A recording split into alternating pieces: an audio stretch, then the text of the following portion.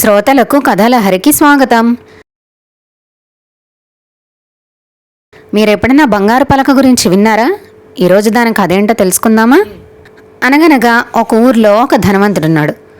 అతను తన కొడుక్కి జీవితంలో ఎప్పుడు గొప్పదే ఇవ్వాలని అనుకుంటూ ఉండేవాడు. తన కొడుకు చదువు కూడా గొప్పగా ప్రారంభించాలని బంగారం వజ్రాలతో అలంకరించిన ఒక ప్రత్యేకమైన పలకను తయారు చేయమని కంసాలికి చెప్పాడు.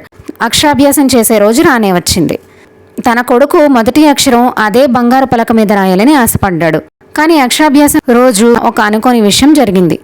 ఆ పిల్లాడు ఆ పలక మీద ఎంత రాయాలని ప్రయత్నించినా ఒక్క అక్షరం కూడా రాయలేకపోయాడు. తండ్రి చాలా ఆశ్చర్యపోయాడు.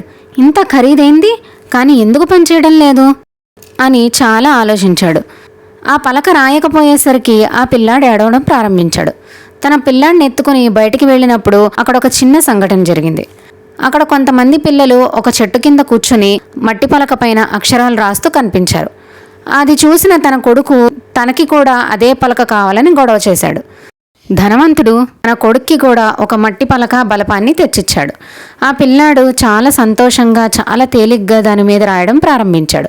అతని ముఖంలో కనిపించిన ఆనందం తన తండ్రికి ఒక పెద్ద పాఠాన్ని నేర్పించింది. అప్పుడే అతనికి తను చేసిన తప్పేంటో అర్థమైంది. ఆ రోజు నుంచి అతను తన ఆలోచనలను మార్చుకున్నాడు. ఒక వస్తువు విలువ అనేది దాని ఖరీదులో కాదు, దాని ఉపయోగం వల్ల తెలుస్తుందని తెలుసుకున్నాడు. మీరైతే ఎలాంటి పలక మీద రాయాలనుకుంటారు? బంగారు పలక మీద, మట్టి పలక మీద? కింద కామెంట్ సెక్షన్లో తెలియజేయండి. హలో, ఈ కథ మీకు నచ్చింది కదా? ఇలాంటి బోలెడు కథలు వినాలంటే కథలహరి ఛానల్ని సబ్స్క్రైబ్ చేసుకోండి. మీ ఫ్రెండ్స్కి కూడా షేర్ చేయండి. ఈ రోజుకి కథతో ముగిద్దాం. తిరిగి ఇంకొక కథతో కలుద్దాం.